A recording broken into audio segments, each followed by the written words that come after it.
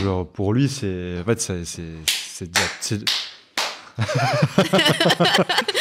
Ça va? c'est son côté. Toutes les heures, il se lève et il tape. Il tape comme ça. Il tape comme ça. Sinon, après, il devient. Non, ça va pas, c'est un toc.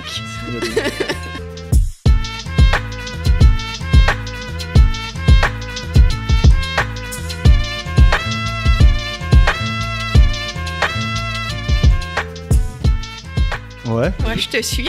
Tu me suis? Ok. Eh ben, écoute, j'y vais. Mais bonjour à toutes et à tous et bienvenue dans le podcast This is Fine qui est aussi en vidéo. Vous voyez ma tête, hein, donc c'est aussi une vidéo. Je suis avec Karen aujourd'hui dans ce décor en feu parce que vous le savez, tu le sais, le monde brûle. Mais heureusement qu'on a des gens qui se bougent, qui font des alternatives, des marques engagées, qui nous donnent un peu d'espoir. Karen, tu es la fondatrice de Keep It. C'était, On peut dire que c'était une marque de l'électroménager incroyable qui nous, personnellement, nous a beaucoup inspiré.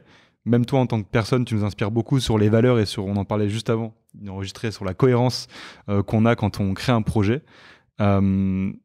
Aujourd'hui, on va parler d'un peu de tout et de rien, de branding, de cohérence, de marketing, de toi, d'écologie. Je vais t'expliquer le concept, sinon je vais me faire engueuler.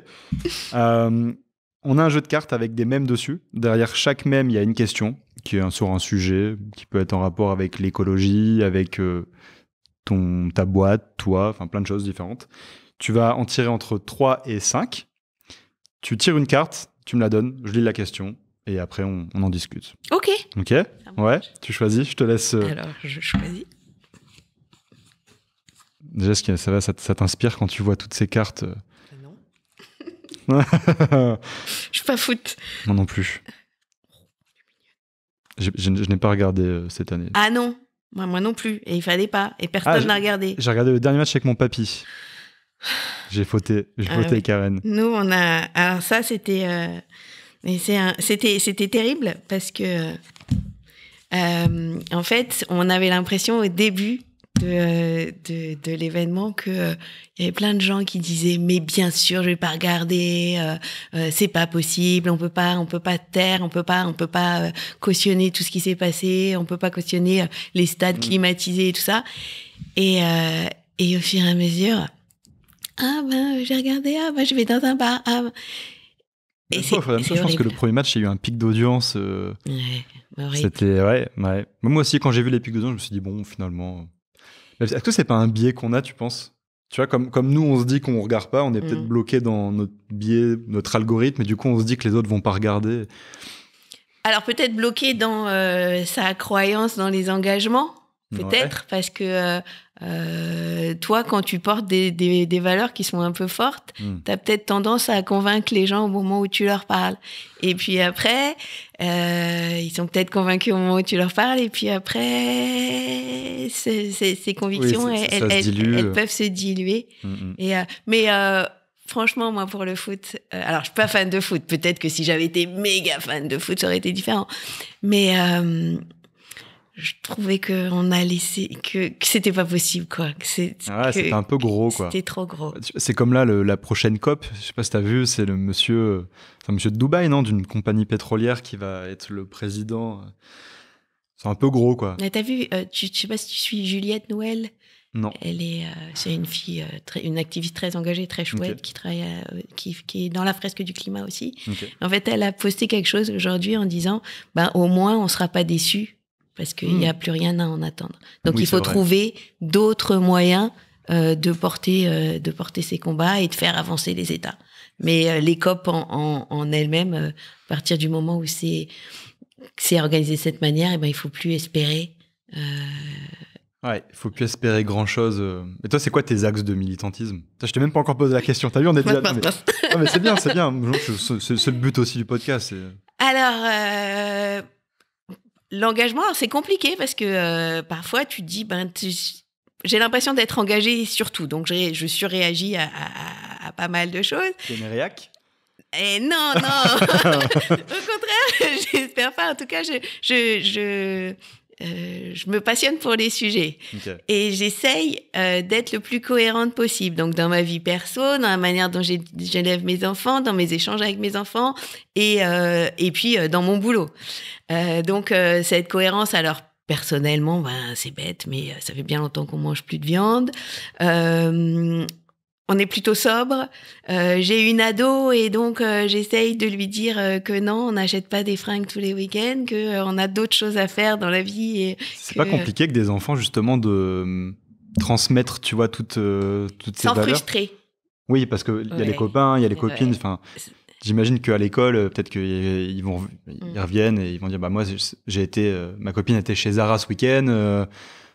Où j'ai mangé du Nutella avec, tu vois, mon copain, pourquoi on n'en a pas à la maison? Toi, tu dois gérer ça, du coup? Ouais. Et l'idée, c'est, en effet, et c'est pour ça que t'es pas 100% cohérent.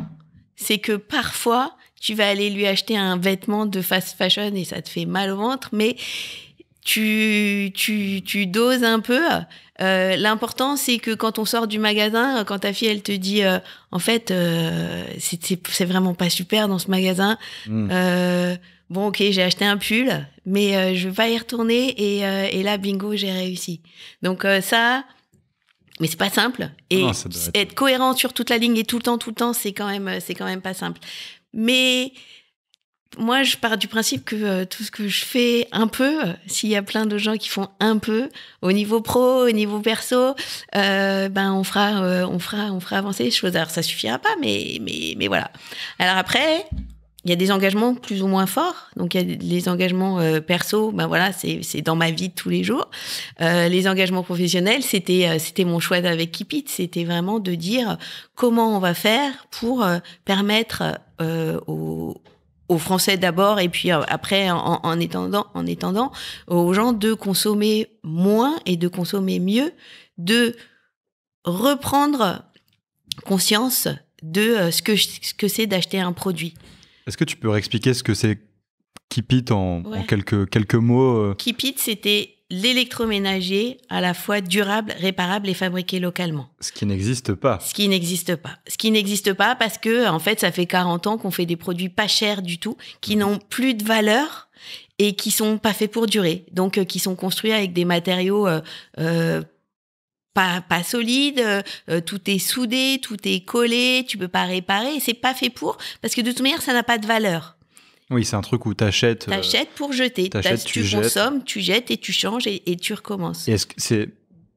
J'ai entendu parler de ça, mais je ne sais pas si c'est sûr, parce que je ne suis pas non plus calé sur le sujet, mais est-ce que c'est une stratégie délibérée des marques qui fabriquent de l'électroménager de se dire on va fabriquer un produit qui est merdique pour que les gens le rachètent? Non, je ne crois pas que les gens soient aussi retors quand même. Je suis convaincue qu'ils ne le sont pas. En revanche, c'est un des travers de la mondialisation. C'est qu'au fur et à mesure, il y a eu un moment où ça a été moins cher, surtout plus facile de faire produire loin, ailleurs, sans regarder comment tu produisais, en faisant baisser au fur et à mesure le coût des produits. Et les business models, c'était des business de cycle. Donc, je vends et puis je revends et puis je revends. Donc, il n'y a pas... pas une intention, mais ça non, se il n'y a malgré... pas l'obsolescence programmée dans l'électroménager. Il n'y a pas un mec qui dit là, la carte, je la fais toute pourrie. En plus, comme elle est soudée au fond d'un truc, ça ne marchera plus. Non, j'y crois pas. Je me pose la question parce que j'avais vu un documentaire sur la pollution plastique avec l'étude de Coca-Cola qui montrait très bien que dans les années 70, ils avaient vraiment eu le choix, une étude d'impact sur plusieurs décennies entre l'aluminium, le verre et le plastique, et qu'on les avait très bien prévenus à l'époque que ça allait avoir des conséquences catastrophiques sur l'environnement. Et en fait, finalement, ils ont choisi le plastique pour la rentabilité. Donc c'est pour ça que je suis un peu méfiant, tu vois, par rapport à ce monde de grandes marques qui produit beaucoup de choses. Donc, je suis un peu méfiant. Non, mais je suis d'accord. Mais je pense qu'on ne peut pas, tu vois, jeter la pierre à tous. Donc, voilà. Mais en l'occurrence, de l'électroménager durable, réparable et fabriqué localement, il n'y en a pas. Il n'y en a pas, ce n'était pas une volonté. Et donc, nous, on s'est rendu compte en créant cette marque qu'il y avait pas d'existant. En revanche, une vraie demande et beaucoup de consommateurs qui étaient prêts à réfléchir à leur manière de consommer, à se dire je vais acheter un produit plus cher parce que je saurais comment il a été construit, je saurai ce qu'il y a dedans et j'aurai aussi la garantie que ce produit, j'en rachèterai pas un autre parce que je pourrai le réparer et ça se transformera pas en X kilos de déchets. Donc, cette volonté, on l'a vraiment rencontrée à partir du moment où on a parlé de Keep It. Donc, ces engagements-là, mon engagement, en fait, je l'ai trouvé aussi auprès d'une communauté qui était en déploiement exponentiel. Et on entend souvent dire, quand on parle de marque engagée, d'engagement, d'écologie, que c'est un combat de bobos et que les gens qui sont prêts à payer plus cher, c'est des citadins qui habitent à Paris. Est-ce que tu as observé, toi, vraiment, justement, cet effet-là où, en fait, dans toute la France, tu as vu des gens qui étaient derrière toi et que c'était pas forcément des gens qui roulent en smart et qui... Non, c'est marrant que tu dis ça. Alors, en fait, on l'avait voulu le regarder, nous. On nous le répète, tu vois, alors que quand on regarde dans notre communauté avec Papa Outan, on se rend compte qu'il y a des gens qui viennent de partout en France. C'est des parents, des grands-parents qui sont inquiets et qui se tournent vers Papa Outan parce qu'ils disent justement, j'ai mes petits-enfants, quand ils viennent à la maison, j'ai envie de leur acheter des bons produits, tu vois. Donc, exactement. Alors, nous, on a fait ça aussi. On a fait une cartographie de l'origine d'une partie tous les gens qu'on avait identifiés sur notre communauté. Et on se rendait compte que ils venaient de partout, absolument partout. Les âges aussi, c'est intéressant parce que c'était tous les âges. Donc, des gens comme tes grands-parents, on les avait. On avait des 30 ans, des 30-50 ans. On avait aussi, c'était sympa, beaucoup de retours sur les salons, rencontrer des étudiants qui nous disaient alors en fait, moi, globalement, j'aurais pas le budget pour acheter la Wiwa. En revanche, ça correspond exactement à ce que je veux faire. Donc, je vais essayer de me la faire offrir. Et ça sera... okay. Donc, tu vois, c'était... Donc, c'est pas un profil unique, c'est pas un profil de bobo. Et heureusement, il y a de plus en plus de gens qui prennent conscience de l'urgence et de la nécessité de faire autrement. Mmh. Et qui attendent en fait ce genre d'initiative comme la tienne ou comme la mienne. Ce qui est fou, c'est vrai que ça défie toutes les règles du marketing. Tu vois, quand on parle à des marketeurs à l'ancienne, même des récents en fait, où on m'a souvent dit il faut segmenter, il faut cibler sur... Mais c'est dur de cibler des valeurs, enfin tu vois. Exactement. Mais en fait, c'est pas un business classique qu'on monte. Mmh. Et il faut le réfléchir comme n'étant pas un business classique. Et il y a des règles que tu peux utiliser, il y a des savoir-faire que tu peux utiliser, mais en fait, à ta sauce. Et en te disant, on te dit mais non, mais en effet, c'est pas segmenté, ça va jamais fonctionner, tu vas jamais savoir comment développer ta notoriété parce que tu vas pas pouvoir utiliser les canaux classiques bien segmentés, bien le bon média pour telle cible. Non, ok. Finalement, moi, je vais réfléchir à autrement. Et puis, ma boîte, c'est une boîte qui est fondée sur les valeurs. Il y a des choses que j'ai en commun avec les futurs consommateurs. C'est peut-être par ce biais-là que je vais développer la notoriété de ma marque. Et c'est par ce biais-là, c'est vraiment le principe de la communauté auquel je crois, mais vraiment très fort, parce que c'est une magnifique caisse de résonance dans le bon sens. Et c'est un truc que par exemple, tu vas croire que je suis obsédé par les grandes marques, mais nous, c'est notre combat aussi. Le constat de base, c'était de se dire, je suis pas spécialement fan de produits. Enfin, je me suis jamais dit, trop bien, je vais monter un business dans l'agroalimentaire. Moi, à la base, ce qui m'a révolté, c'est l'impact des grandes marques et ce qu'elles ignoraient volontairement, tu vois, donc ce qu'elles voulaient pas faire. Donc, quand t'es une grande marque, tu peux moins réunir des gens comme ça autour de toi, j'ai l'impression. Tu vois, c'est un luxe aussi qu'on a de pouvoir se dire il y a des gens qui attendent des choses de nous, mais ça offre, t'as une responsabilité du coup. Toi maintenant, t'as une responsabilité de... Profitons-en en fait. Et moi, ce que je pense, et parfois ça peut aussi choquer ou en tout cas provoquer chez certains des réactions un peu épidermiques, c'est de dire la boîte elle doit être rentable parce que il va falloir développer pour exister, il faut être rentable, mais la rentabilité c'est pas l'objectif. L'objectif c'est quoi? C'est que aujourd'hui tu as ta marque qui est propre, qui fait comme il faut. En tout cas, c'était mon point de vue pour Keep It. C'était de me dire, quand on me disait, c'est quoi vos brevets, c'est quoi vos barrières Parce que sur le marché. Open source. Ah ouais, nous on était en open source. Mais pourquoi, comment vous protégez Et moi, je disais, en fait, quand toutes les marques feront ce que je fais, en fait, j'aurais gagné. Je ne vendrai pas tous les produits. De toute manière, j'aurais pas pu produire tout l'électroménager vendu en France et plus loin. Tu pourras pas produire toute la pâte à tartiner vendue en France et plus loin. En revanche, plus il y aura des gens qui s'inspireront et qui copieront, et plus notre combat de valeur gagnera du terrain. C'est vrai que c'est un truc qu'on s'est dit avec Loïc et Guillaume, c'est de se dire, moi, la recette, nous, on adorait que tu sais qui, tu vois... la reprennent parce que ça aura un impact gigantesque. Pareil pour le combat des orang-outans. Si une grande marque qui aujourd'hui utilise de l'huile de palme, demain se dit ok, je vais donner de l'argent pour compenser ce que j'ai fait à la forêt, on va pas leur dire les méchants, tu vois, ils veulent. T'auras gagné, en fait. Ça sera cool, au contraire. Donc. Mais on est des entrepreneurs atypiques. On est des idéalistes aussi, je pense. Oui, mais c'est comme ça fait avancer les choses. Je pense qu'il faut aussi de l'idéal si on veut faire bouger les choses. Sinon, on laisse le monde vivre et mourir, parce qu'on est plutôt dans les flammes en ce moment. Donc, je pense qu'il faut beaucoup d'idéal en plus en ce moment. Pour supporter tout, oui. Je suis d'accord. Ouais. J'ai ma carte dans les mains. Vas-y. On a fait une grande... ta carte. Alors, qu'est-ce qui te donne de l'espoir face à la crise climatique ? Tu vois. Voilà. La vie est. Mais j'ai bien choisi. La vie est vraiment bien faite. Qu'est-ce qui me donne de l'espoir ? Nous, en fait, c'est, tu vois, toutes les personnes engagées que je suis, que je vois, que je rencontre, des acteurs, alors par exemple comme Make Sense. J'ai été ce matin à une réunion.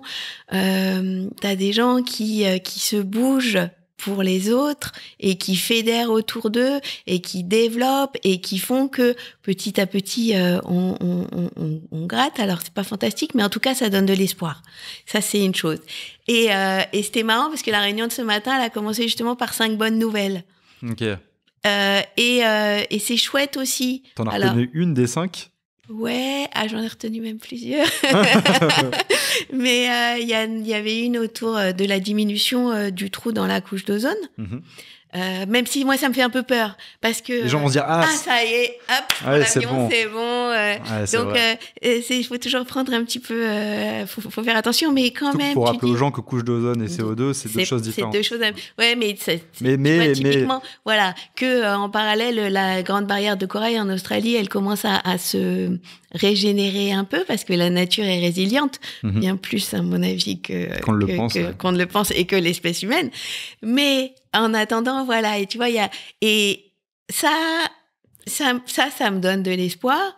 Ce qui me donne de l'espoir, c'est rencontrer des gens comme toi, comme voilà les gens engagés chez Make Sense, voilà tous ces gens qui se disent qu'on va pas baisser les bras. Et que notre objectif, c'est pas de devenir multimilliardaire. Notre objectif, c'est de vivre bien et de pas être les seuls à le faire. C'est pas le tien d'être sur un yacht. Et pas du tout. De rouler en grosse Porsche ou d'être sur un yacht, non, t'as pas. Non, c'est pas mon rêve. Non, moi non plus. C'est pas mon rêve du tout. C'est quoi ton rêve d'ailleurs ? C'est quoi mon rêve d'ailleurs ? Alors, j'en ai plein, mais. Déjà, t'as des rêves. Ouais. T'en as quand on grandit, on perd nos rêves. Ouais, moi je crois que je suis un peu encore une enfant. Mais j'ai entendu une phrase, je sais plus d'où j'ai entendu, mais un adulte c'est quelqu'un qui croit qu'il a toujours raison. Ouais. Et je pense que c'est une bonne. Donc c'est un gros con. Donc c'est un gros con. Oui, c'est vrai. Mais ouais, non. Moi je crois quand même qu'on va pouvoir faire bouger les choses et de le voir et de le vivre. C'est ça mon rêve. Enfin, c'est ça qui me fait avancer. C'est de pas m'angoisser en me disant que mes enfants ils pourront pas avoir d'enfants. Tu vois, c'est vrai que ça, les enfants. Ce matin, on a eu Onami Food que tu connais peut-être. Non. C'est une nouvelle marque. La boîte elle est là-bas. Tu vois, c'est du poisson, une alternative végétale au poisson. ils font des nuggets, des fish and chips. C'est ça le bon terme? Ouais. Oui, c'est ça. Et on parlait justement de lui, il y a un petit garçon qui a 5 ans. Et ça rajoute une pression d'avoir des enfants. Enfin, moi, j'ai pas d'enfants, mais c'est vrai que j'ai des petits neveux, des petites nièces, et quand je les vois, c'est ça qui me donne un peu des... Ça donne envie d'agir, en fait. Ça oblige, je dirais même plus. Enfin, Bah, tu te dis, qu'est-ce qu'on va leur dire sinon plus tard, tu vois? C'est aussi... Moi, quand la petite dernière est née, elle s'appelle... j'ai oublié son prénom, je suis trop nul en prénom. Oh la honte. Moi, déjà, ce que je retiens de ce prénom, c'est René, parce que c'est le nom de mon papy. Et on avait une blague quand ma cousine était enceinte, on disait, bon, on va l'appeler René, comme papy. Du coup, je retiens toujours René, alors que ce n'est pas du tout René. Mais du coup, je vais l'appeler René. Quand je l'ai eu dans mes bras la première fois, je me suis dit, mais elle est toute petite, quoi. Et je l'ai directement projeté à ses 20 ans. Et moi avec dans 20 ans. Et je me suis dit, ah ouais, là, j'ai intérêt à bouger. Ouais, c'est chaud. Ouais, exactement, c'est chaud, mais pour moi, c'est un moteur. Oui. Voilà. Mais ça peut immobiliser. Tu comprends que ça puisse aussi immobiliser des gens. Qu'est-ce que tu leur dis, toi, tu vois, si t'as quelqu'un, si ta fille, tu vois, si tes enfants te disent, bah, maman, j'arrive plus à, tu vois, je sais pas quoi faire, tu vois. En fait, c'est des sujets qu'on aborde parce que ça arrive. Quand tes enfants te disent, bah non, de toute manière, moi, j'aurai pas d'enfant, c'est hyper dur. Quand toi, tu vois, ça doit être dur. C'est quand même super dur. Et, en fait, mes enfants, je les encourage comme ce que je fais, c'est à être dans l'action. Et donc, à s'engager et à voir le résultat de leurs engagements. Et, tu mobilises pour quelque chose, tu t'envoies les effets, petits ou parfois c'est petit, mais c'est pas grave. Et et puis quand t'es engagé, t'es pas seul aussi. Je pense que le fait, tu vois, de réfléchir, d'être enfermé devant sa téloge tout seul, ça n'aide pas à avoir le bleu du ciel bleu au bout du chemin. Mais donc s'engager, pour moi, c'est vraiment un élément qui permet de se sortir de ce marasme. Et puis, de temps en temps aussi, couper tout. Parce que oui, c'est vrai que c'est très anxiogène. C'est trop. C'est parfois tu dis bah non, pendant une semaine on va partir, on va aller je sais pas où, mais on lira pas mon pote, même si j'adore les articles de mon pote, mais parfois c'est trop, quoi, t'en peux plus, et tu refais baisser la pression, et puis tu te dis bah voilà, moi je me mets dans l'action. Oui, c'est vrai. Mais c'est vrai que paradoxalement on arrive à un bon moment de l'histoire où on arrive à un moment où il y a Internet. Tu vois, oui.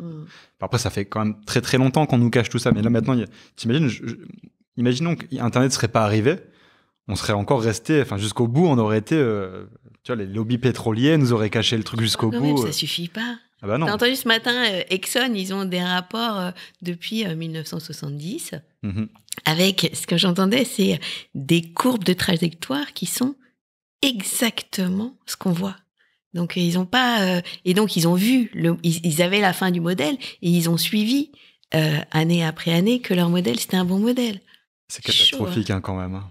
Parce que je me dis, enfin, j'aime bien plutôt voir le bien chez les gens, tu vois. Et par exemple, le patron de tu sais qui, j'ai envie de me dire chaque matin, il se réveille pas en se disant je vais tuer des orang-outans, je vais déforester, tu vois.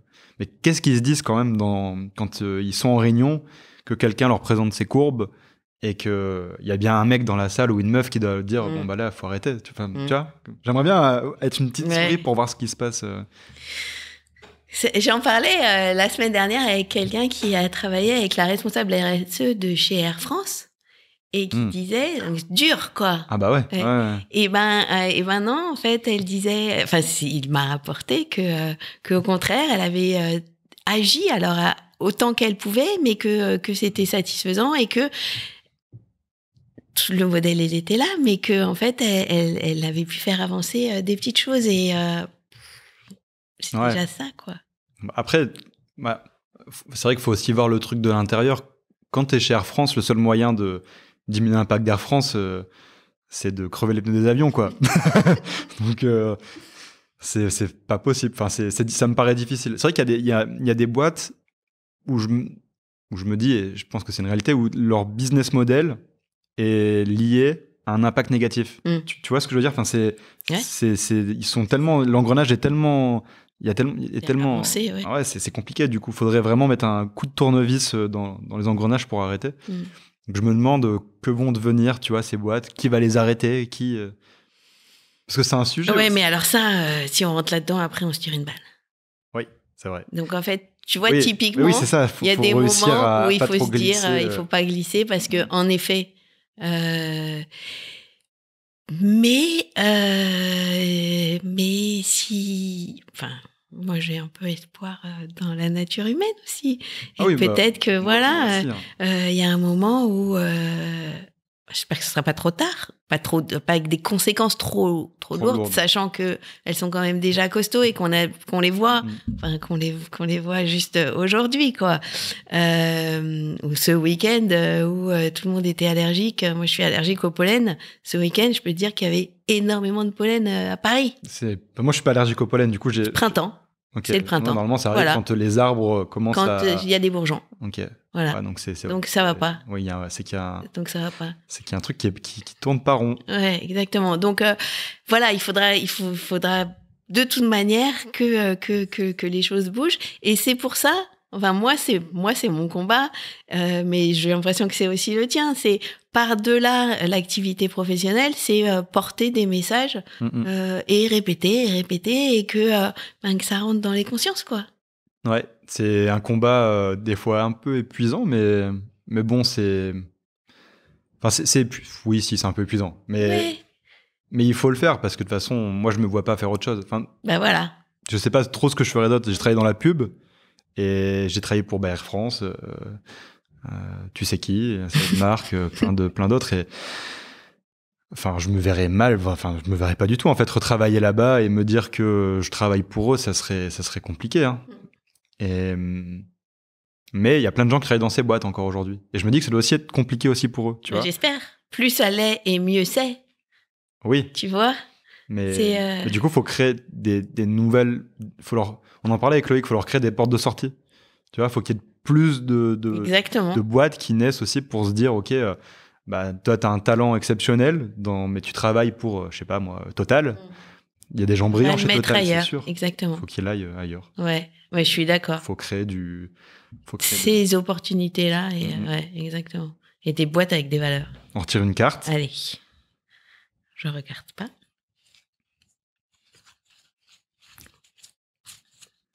Je me dépêche. Je pense que celle-ci, c'était personne l'avait tirée encore. C'est vrai. Ouais.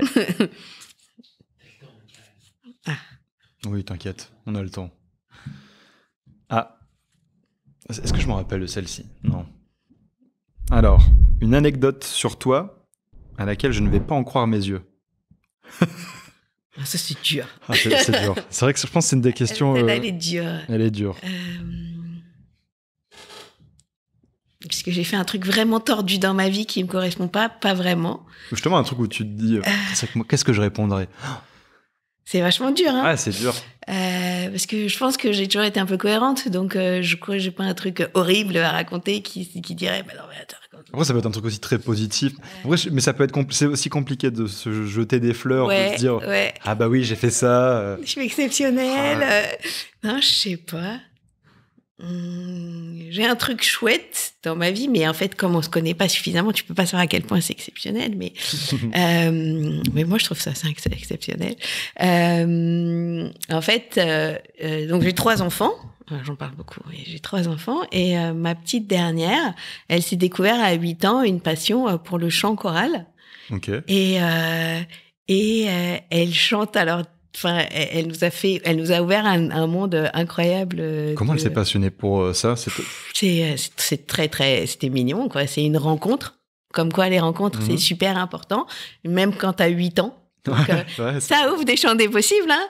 Mais c'est une rencontre avec une personne, une chef de chœur exceptionnelle qui lui a donné envie de chanter et elle est rentrée et elle a chanté à la Sorbonne dans un gala et ça c'était un peu c'était un peu exceptionnel et pour moi c'était complètement c'était pas impossible, quoi. C'est marrant de voir ces enfants comme ça prendre des... Est-ce que quand t'as un enfant, tu te dis il va partir en telle direction? Est-ce que tu projettes un peu? Moi, j'ai pas d'enfant, tu vois. Je projette, bien sûr. Mais, et puis, mon fils, il me ressemble vachement. Ma fille aussi, les deux grands. Et elle, non, elle, c'est la mutante de la famille. Donc oui, tu projettes et c'est super, en fait. Quand les choses se passent comme tu veux, c'est chouette, c'est vraiment génial.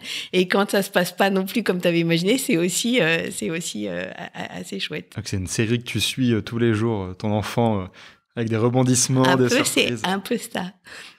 Ok, t'as bien répondu, t'as trouvé... Mais c'est vrai que c'est compliqué. Hein. Elle est dure, celle-là. Ouais, c'était une question compliquée. Ah oui, je te laisse. Je te laisse. Bah alors, lui, il revient tout le temps. Le chat avec les carnons. Mais je crois que... Lui. Allez. À quelle marque tu aimerais mettre une grosse claque? C'est pas dur. C'est pas dur? J'en ai plein. C'est vrai? Bah oui. Ça serait Total aujourd'hui. Total. Ouais. Ou Exxon, enfin, tu vois, les marques pétrolières. Ouais, c'est plus possible. C'est plus possible. Et ouais, mais je pourrais dire aussi là ce qui se passe en Allemagne avec les mines de charbon qui réouvrent. J'allais t'en parler, j'allais dire, t'as vu ce qui se passe avec le... donc ah non, alors ça il y en a vraiment beaucoup où je me dis c'est pas possible. Vraiment aligner. Faudrait faire bonne série de claques. faudrait que tu claques. Mais c'est pas trop mon genre en fait, c'est pas trop mon approche, donc je pense que je donnerais pas de claques, mais j'aimerais pouvoir les faire réagir. Ouais. C'est vrai que les pétroliers, c'est des gens. Enfin, ouais, moi ça me, j'arrive pas à mapper ce qu'ils ont dans la tête à faire preuve d'empathie, tu vois, pour me dire, quand je vois, comment il s'appelle, Patrick Pouyanné, c'est ça, hein, patron de Total. Ouais. Quand je le vois parler, il dit on prépare un monde à 3 degrés, je me dis mais oui, pour décider pour le reste du monde, ouais. C'est fou quand même de. Ouais. Puis, mais vous inquiétez pas, on prépare un monde à 3 degrés, c'est pas possible. Et ouais, mais tu vois, pour ces boîtes-là, moi, il y a depuis pas longtemps, j'ai rejoint le monde associatif. Militant, Loïc beaucoup plus.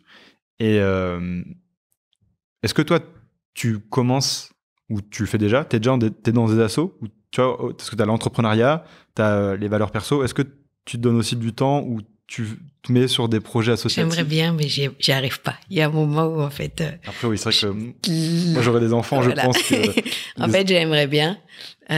Donc j'ai des petits engagements mais pas du tout suffisants et je me donne bonne conscience en donnant de l'argent quand je peux. C'est déjà beaucoup. Voilà. Mais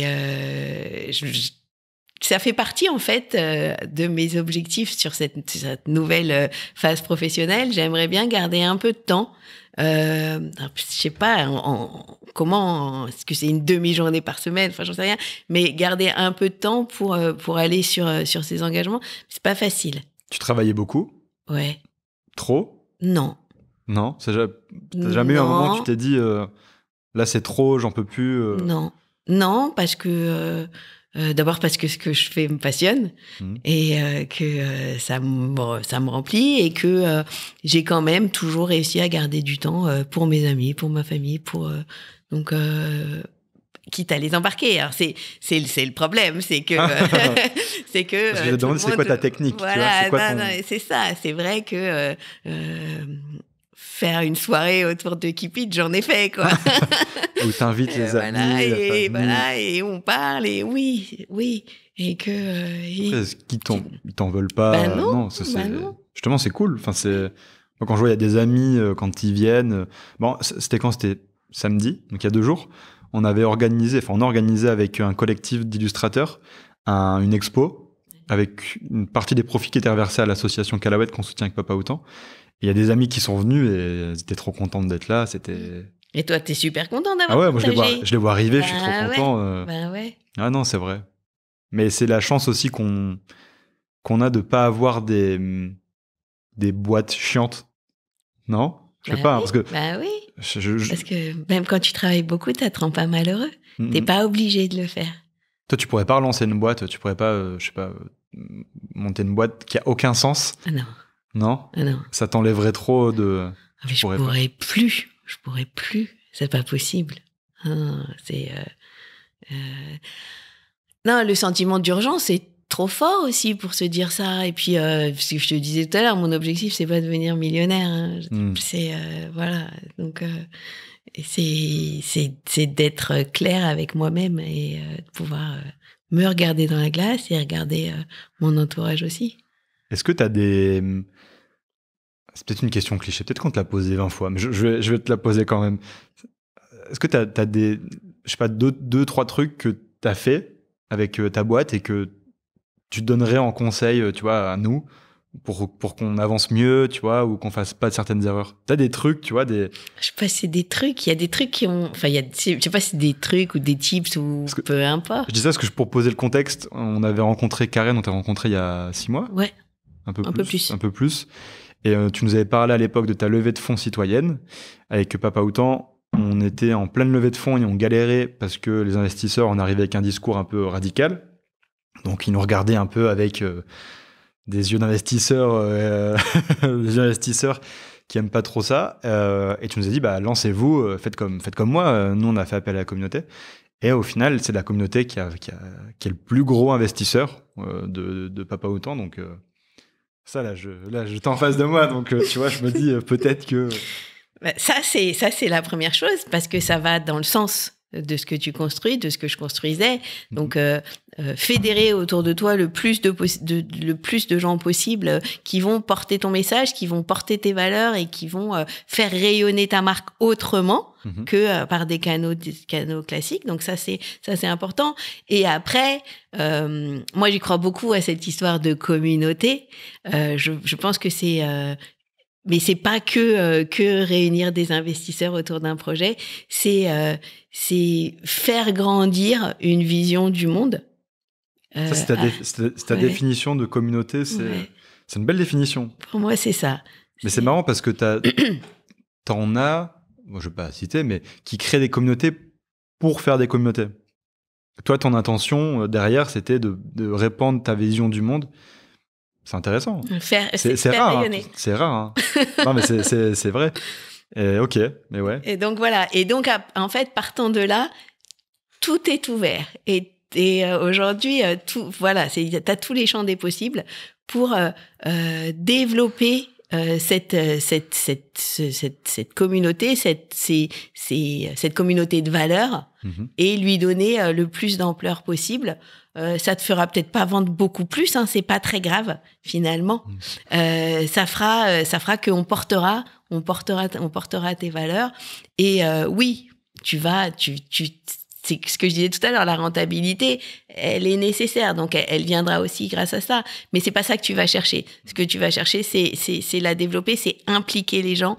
Parce que tout à l'heure, on en parlait, tu disais, est-ce que parfois t'es pas un peu déprimé ou t'es pas un peu trop inquiet pour continuer?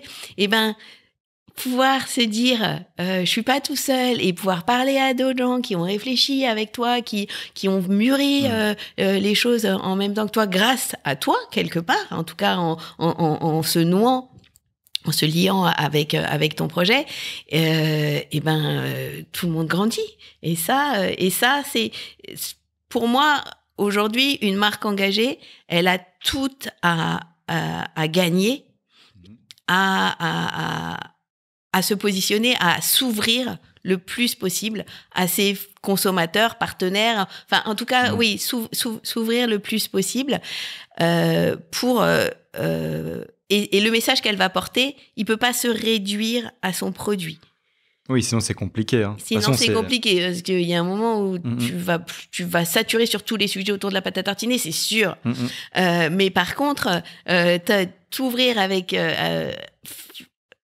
mener en fait les gens sur un chemin avec toi, sur un chemin de réflexion, d'engagement et tout ça c'est ultra satisfaisant et puis ultra impactant parce que on est quand même là entouré de flammes. Ah bah oui. Mais tu vois, donc, en ce moment, notre obsession de ce qu'on veut diffuser, c'est comment on vulgarise l'écologie pour les petits et les grands. Parce que bah, toi, tu le vois en tant que maman, c'est compliqué. Et on essaye, et franchement, c'est dur. En plus, j'ai pas d'enfant, mais du coup, j'essaye de me renseigner là-dessus et d'en parler au maximum avec des parents. Mais comment justement on transmet, tu vois, ce monde-là parce que c'est... Alors, on est ici. Tu vas les faire venir, les enfants, et tu vas parler avec eux. C'est prévu en plus. Oui, les enfants des membres de ta communauté, ils vont venir et ça va partir dans tous les sens et vous allez trouver ensemble des bonnes idées et ils repartiront dans leurs écoles avec ces bonnes idées et ils les diffuseront. Toi, t'impliquais beaucoup ta communauté. Ouais, autant que possible. En fait, vraiment, en étant... transparent et le plus ouvert possible et en laissant aussi en les laissant venir typiquement c'est moi je faisais pas mal de trucs dans cette boîte mais c'est moi qui répondais à tous les messages entrants parce que c'était un vrai bon canal d'échange. Alors parfois c'est chaud parce que c'est moi qui réponds encore à tous les messages. Et donc à 2h du mat tu réponds encore parce que t'as pas eu le temps de le faire dans la journée donc sauf que la personne qui reçoit ton message, elle sait que c'est pas un message automatique, que ta réponse, en tout cas, a compté pour toi. Et une fois encore, quand tu vas lui demander quelque chose, quand tu vas lui poser une question, elle va avoir envie de te répondre. Et ça fera grandir ta marque. Ouais. Donc, mais pour ça, il faut être vraiment aligné. Il faut être tu peux pas mentir. Clair, tu peux pas mentir. Tu peux pas mentir. Tu peux pas faire n'importe quoi. Mais à partir du moment où si c'est clair pour toi, si c'est clair pour vous tous, que c'est ce chemin-là que vous voulez emprunter, il y a plein de gens qui vont venir s'y greffer. Et la communauté, c'est pour moi, c'est une très très bonne clé. C'est quoi pour toi une marque militante ou engagée? Des noms? Moi, je pense à Patagonia. Parce non, même pas des noms ou tu vois des. C'est vrai qu'on peut passer par des noms, mais c'est quoi ça? C'est quoi le? Est-ce que tu considères Keep It comme une marque militante, toi? Engagée, ouais. Oui, quand même. Et plus ça aurait duré, et plus ça l'aurait été. Dans le textile, il y a des marques qui sont qui s'engagent. T'aimes bien qui, toi, dans le textile? Comment elle s'appelle? Loom. Ouais. Elle est quand même. Ouais, j'avais bien aimé son article. Peut-être que tu l'avais lu. Pourquoi on ne sera jamais une start-up, un truc comme ça. Exactement. C'est un manifeste quand même assez incroyable. Opal aussi, ils sont pas mal. Dans le textile, ils ont, il y a des marques qui sont chouettes. C'est vrai que t'étais un ovni quand même, parce que dans l'électroménager, t'as pas de marques qui vont arriver avec une vision de cette communauté déjà. Aussi, c'est très rare dans les marques en règle générale, mais dans l'électroménager. Ça n'existe pas. Et en plus, pousser le côté engagé comme ça, mais est-ce que c'est peut-être pas du tout rassurant, mais maintenant, les valeurs de ta boîte, c'était toi. Donc tu pourrais, moi, de ce que je projette sur toi, mais c'est peut-être juste une projection, tu pourrais refaire n'importe quoi. T'aurais quand même toutes ces valeurs qui vont être soufflées dedans. Oui, je vais essayer de pas faire n'importe quoi, mais c'est mieux. Mais oui, évidemment, parce que et puis ce qui est intéressant aussi, c'est que j'ai aussi beaucoup grandi avec l'expérience Keep It, et tu grandis aussi beaucoup avec ta communauté. Tous ces échanges, ça te fait aussi vraiment beaucoup avancer. Et je suis meilleure entre guillemets que quand j'ai lancé Keep It. Parce que en fait j'ai été aussi nourrie par tous ces gens que j'ai réussi à fédérer autour de cette idée. Qui t'a fait grandir? J'imagine qu'il n'y a pas un truc, mais non, c'est difficile comme question. Est-ce qu'il y a un moment où tu vois un événement qui s'est passé ou peut-être que tu vois un moment où tu vois que ce que tu racontes que face à toi ça fait bouger tes interlocuteurs. Là, tu te dis, ce discours, il a du sens et j'ai intérêt à le propager et à le diffuser parce que j'ai vu, je peux palper que ça fait bouger les gens dans le bon sens, en tout cas le sens que j'estime être le bon. Donc ça fait grandir.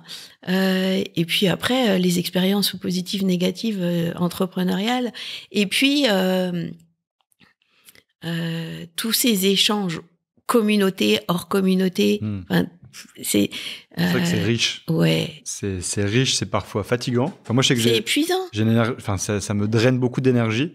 Mais par contre, quand je souffle, tu vois, je me dis, notre rencontre, c'est assez sympa. On s'est rencontrés, on s'est trouvés ensemble à déjeuner et on a discuté. Et tu me dis, j'ai un problème.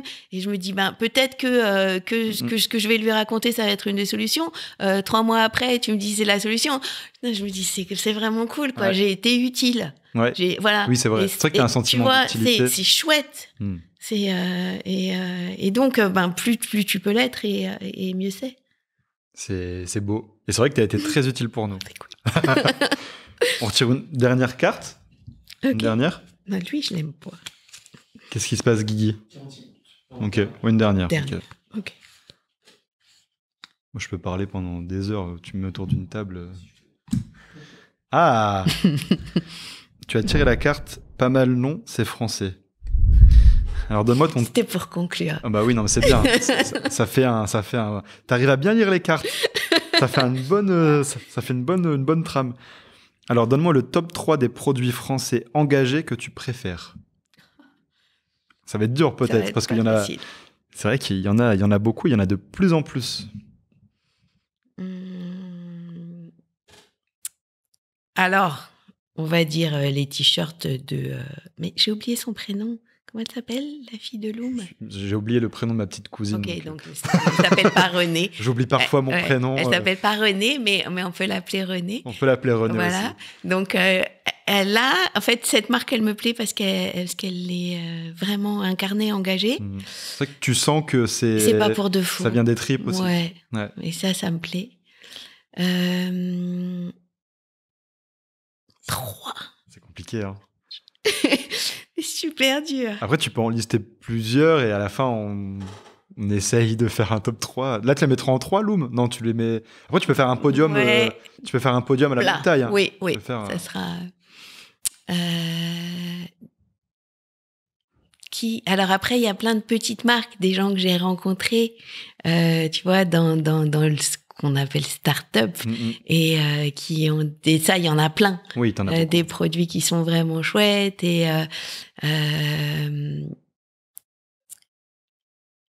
mais des gens des marques un peu installées. Par exemple, des gens qu'on pourrait inviter.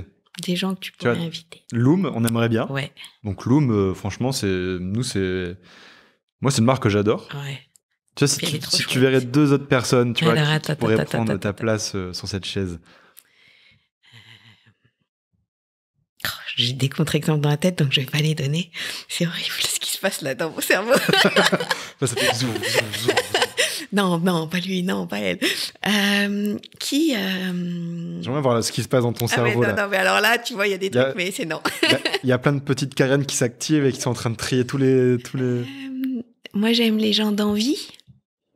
Envie, c'est une association qui fait du reconditionnement d'électroménagers et qui est vraiment chouette. Et le président de Envie, c'est un type vraiment super. Donc voilà, ça c'est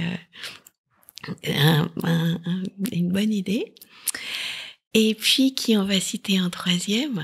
Donc, il y a plein de gens que j'adore. Hein. Ne le prenez pas mal si elle ne vous cite pas.